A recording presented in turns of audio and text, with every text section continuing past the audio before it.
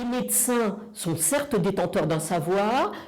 ont certes la volonté d'apporter du soin et de l'aide à des malades dont les maladies sont pour le moment incurables, mais que néanmoins ils ne se rendent pas compte que, en dépit de leurs bonnes intentions, ils ont tendance à réifier les malades, à ontologiser leur maladie et du coup à les ramener à cette assignation qui méconnaît finalement la dimension singulière de la relation clinique avec un malade qui a une existence propre, qui a des projets, qui a une vie professionnelle et qui, du coup, avec qui il faut faire pour élaborer avec lui des stratégies de soins plutôt que de lui demander de se ménager, etc., etc. Finalement, les médecins devraient prendre acte du fait que pour que le malade ne soit ni dans le déni face à la maladie, ni dans la résignation, et puisse adhérer à un protocole thérapeutique, eh bien, il faudrait qu'ils comprennent que le malade ne peut faire avec la maladie que si eux font avec le malade. C'est-à-dire si ils prennent en compte les ressources mentales, psychiques, personnelles de la détermination du malade, de ses projets de vie, plutôt que de lui proposer quelque part une prise en charge thérapeutique standard qui lui imposerait de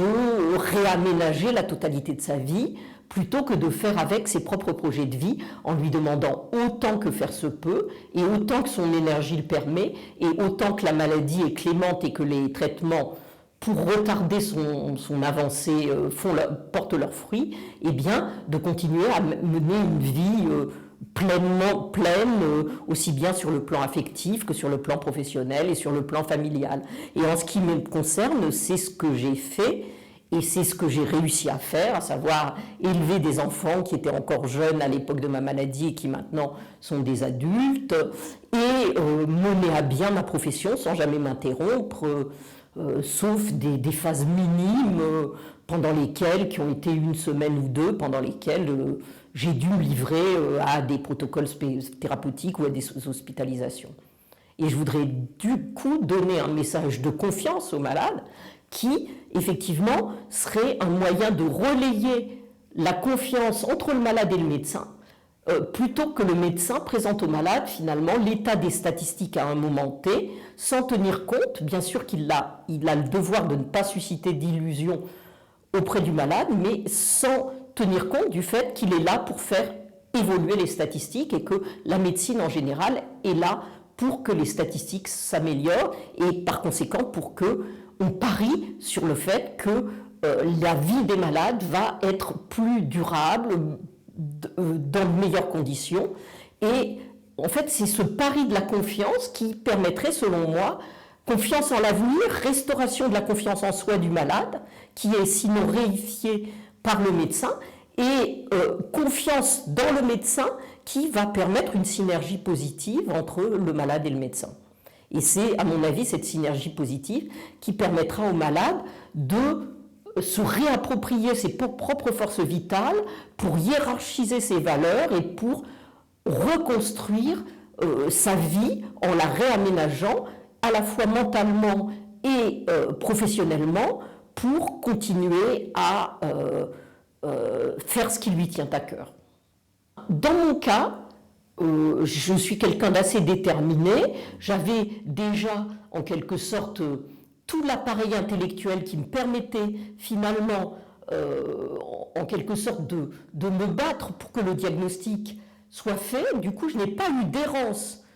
de diagnostic. Le diagnostic a été fait en 6 mois en dépit de signes très hétérogènes qui n'étaient pas du tout habituels pour un début de sclérose en plaques. Et après, à la suite de ce diagnostic qui a été fait, à mon avis, d'une manière brutale, ce qui engage un autre aspect de mon exposé que je n'ai pas eu le temps de faire, mais que d'autres intervenants tout de suite après moi ont fait, eh bien,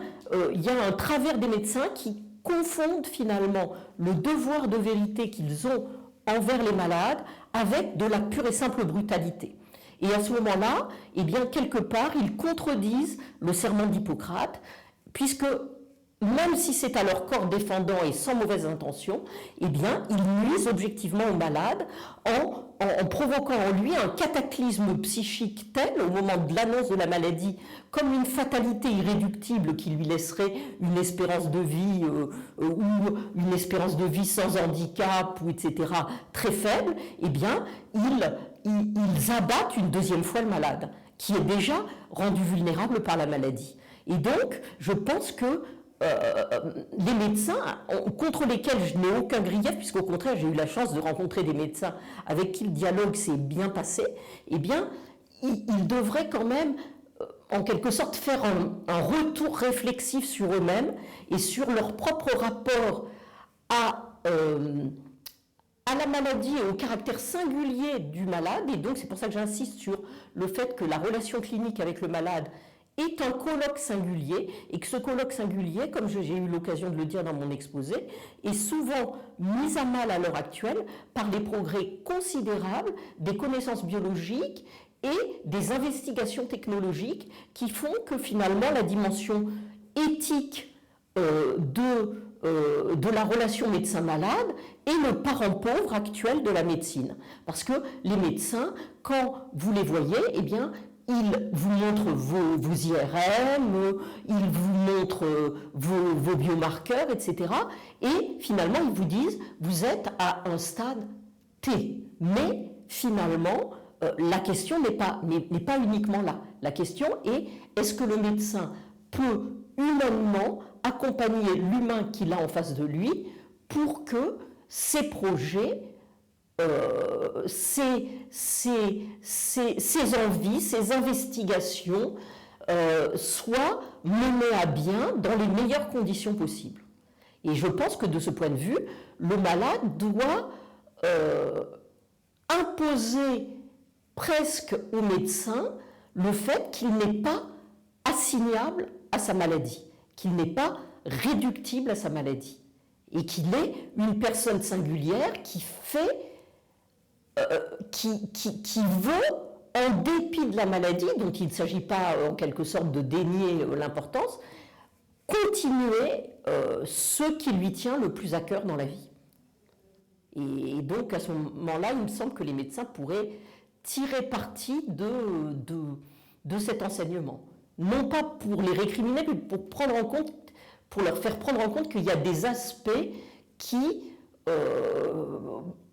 vertu du manque de temps, de leur manque de temps, du temps que prennent, de l'objectivation de la situation du malade par les investigations technologiques, l'imagerie, etc., finalement, ne prennent pas en compte la personnalité, la singularité du malade dans ces projets. C'est pour ça que j'ai pris d'ailleurs 2 exemples de malades atteints par des maladies neuroévolutives qui finalement nous ont donné des leçons de vie,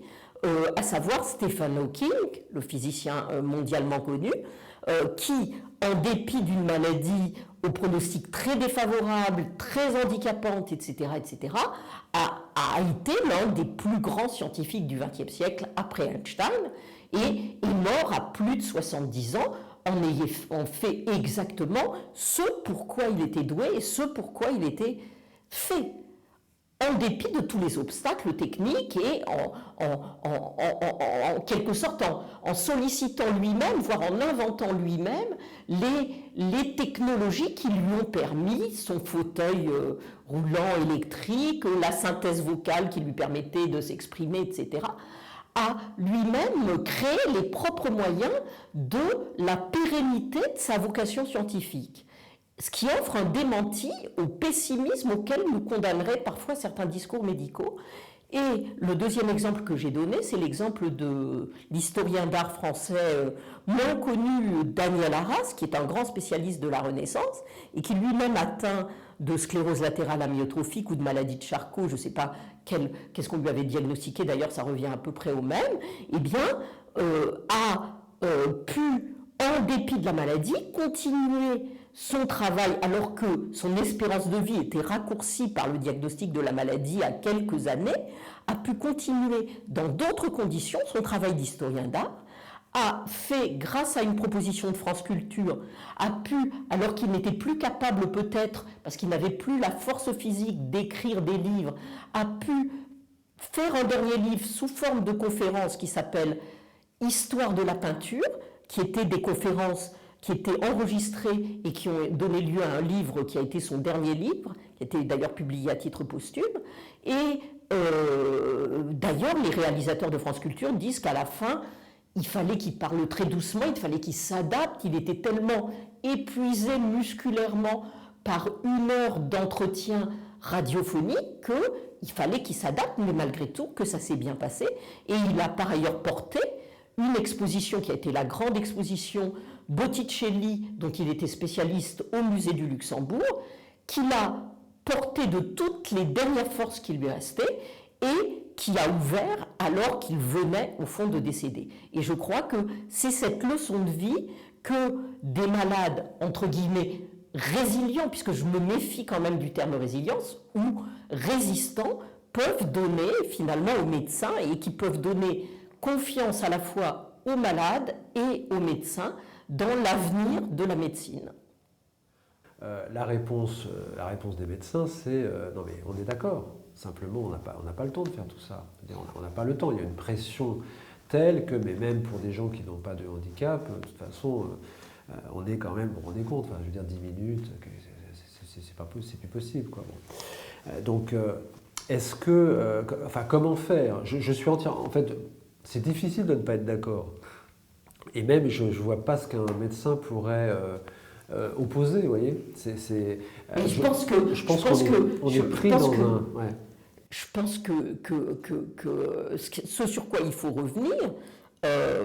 c'est la gestion managériale de l'hôpital qui a amené à dévaloriser le rapport humain et le rapport de l'humain à l'humain dans le soin. Et du coup, qui a amené, encore une fois, on le sait bien dans la critique de la T2A qui avait été mise, la tarification donc à l'acte qui avait été mise en place par Madame Bachelot à l'époque où elle était ministre de la Santé et qui a été longtemps combattue, eh bien, les médecins n'ont pas le temps parce qu'on ne paye pas, en quelque sorte, au nom d'une d'une politique managériale qui a gagné l'hôpital, on ne paye pas à leur juste valeur le temps humain qu'ils devraient légitimement consacrer à leurs malades. Et donc, en effet, je pense que si votre neurologue vous reçoit 10 minutes tous les ans, il ne peut pas faire le point sur votre vie, vos projets, etc. Donc je pense qu'en effet, il est souhaitable que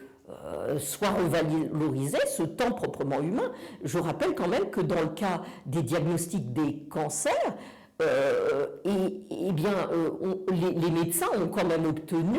dans la réflexion sur l'annonce d'un diagnostic difficile, que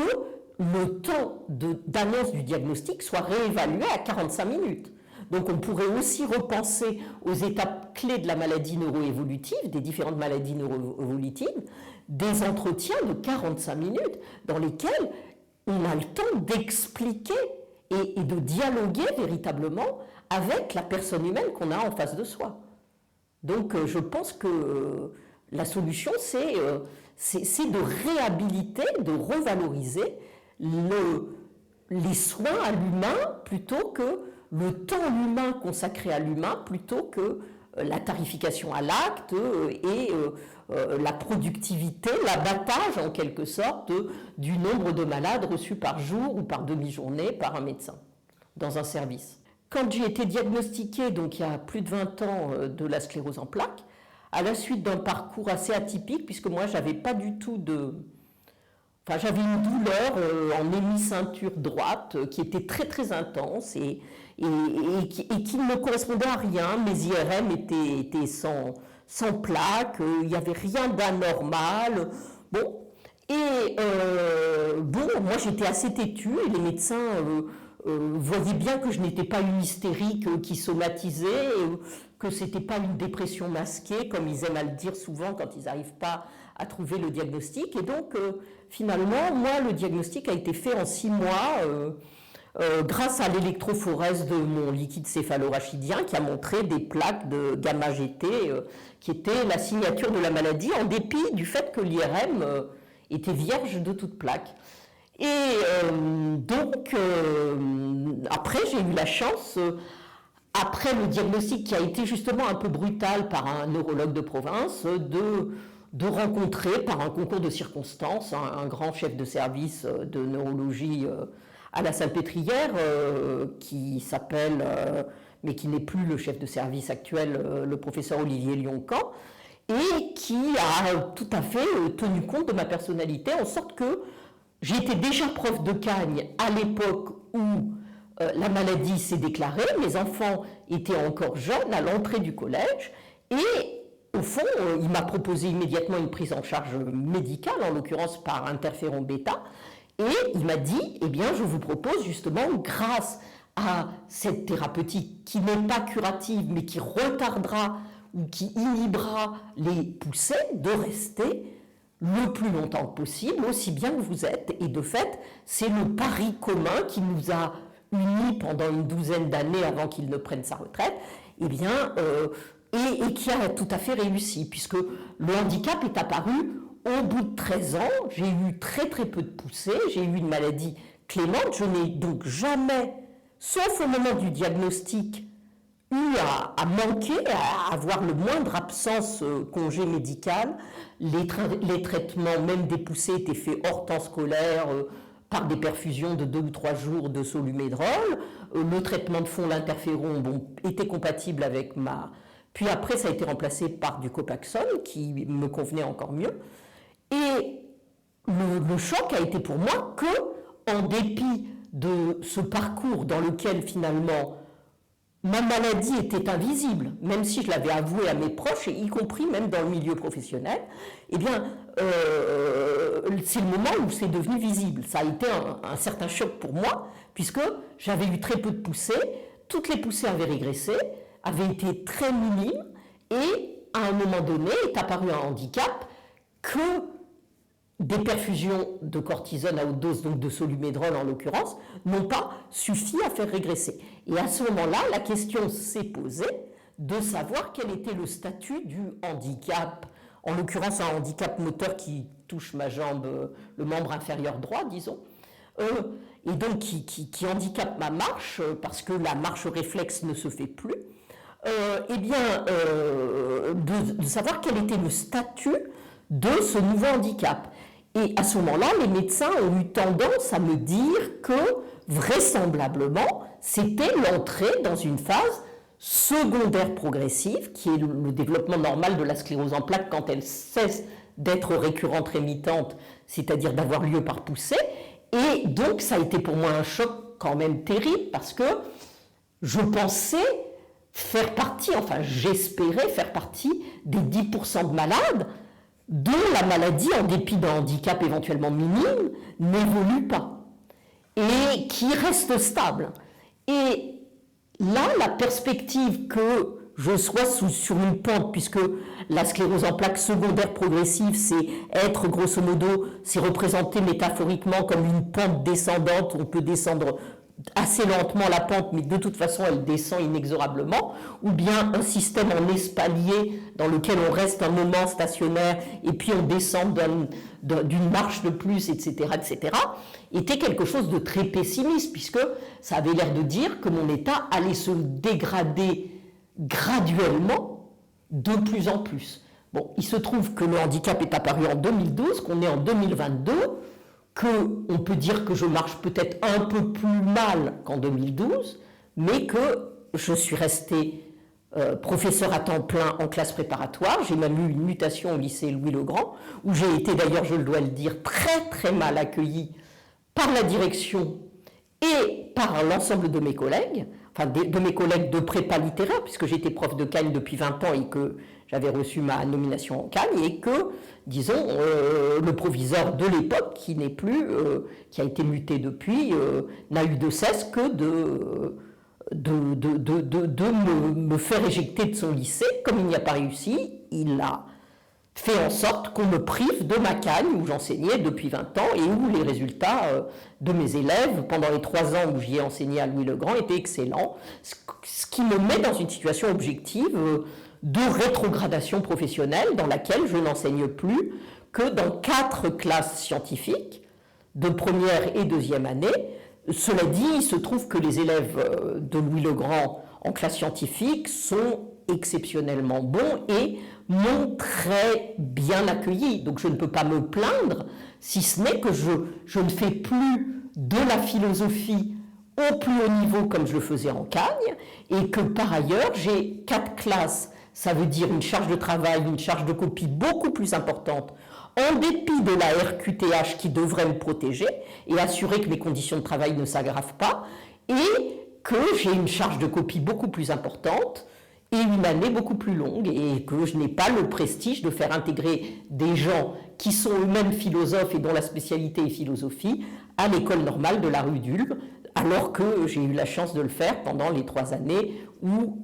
ils n'ont pas réussi, disons, à me faire perdre mon statut de prof de Cagne à Louis-le-Grand. Mais tout cela est encore en procès devant les tribunaux administratifs et en appel, et j'espère au bout du compte que le tort qui m'a été fait sera reconnu et que je pourrai être le porte-parole, comme Stephen Hawking ou d'autres, parce qu'ils sont plus connus justement, de gens dont la dignité est tout à fait égale à la mienne, qui ont des projets peut-être plus modestes, des professions plus modestes, mais qui ont besoin de porte-drapeaux qui leur disent « vous pouvez, vous avez des capacités », plutôt que de vous réduire à des incapacités en disant « réduisez de plus en plus votre champ professionnel, votre champ social », parce que c'est une mort sociale quand même, que le handicap. Moi, je m'en suis bien aperçu à Louis-le-Grand, puisque les gens ne m'adressent quasiment plus la parole. Ils considèrent que je suis là peut-être pour arriver jusqu'à l'âge de la retraite et que, au fond, je devrais dégager et que c'est la seule chose qu'on peut me souhaiter, alors que j'ai une énergie intacte dont profitent les élèves. Mais je pense que justement, il faut médiatiser, et les personnes qui, en situation de maladie neuroévolutive, peuvent servir de porte-drapeau à une cause pour dire c'est possible et non pas vous êtes incapable, vous avez en vous des ressources et une capacité, c'est-à-dire, j'emploie ce faisant un concept qui a été créé par un des prix Nobel d'économie qui s'appelle Amartya Sen, qui est un prix Nobel d'économie d'origine indienne mais naturalisé américain, et qui a écrit un livre qui s'appelle Éthique et économie, et qui, dans les droites lignes d'un autre professeur, enfin d'un autre prix Nobel d'économie, qui est l'inventeur des microcrédits et qui s'appelle Mohamed Younous, a développé le concept de capacité en disant, en inventant le microcrédit, ce qu'a fait Mohamed Younous et ce qu'a thématisé Amartya Sen dans Éthique et économie, c'est qu'on met des gens qu'on juge en quelque sorte plus bas que terre, c'est-à-dire le quart-monde du tiers-monde, si on peut dire, c'est-à-dire des femmes indiennes qui ont des ribambelles d'enfants, qui sont pauvres, etc.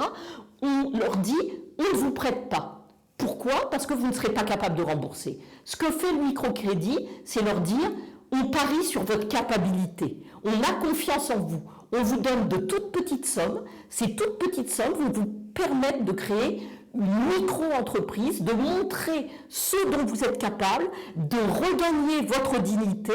et du coup de nourrir vos enfants, de leur permettre d'accéder à l'éducation, etc. Et à mon avis, les médecins, les psychologues qui interviennent comme aidants dans des unités de maladies neuroévolutives, eh bien, ils ont toujours tendance, en fait, par un abus du concept de care, et donc du concept de bienveillance et du concept de soin, à infantiliser les malades en leur disant « on va vous aider, vous avez besoin d'aide ». Moi-même, quand j'ai été dans des services 3 semaines, donc hors temps scolaire pendant mes vacances, de médecine pratique, de rééducation, alors que je marchais avec 2 cannes et que je marchais, on m'a dit « mais non, madame, vous devriez marcher avec un déambulateur, vous devriez cesser de conduire ou faire aménager votre voiture, etc., etc. »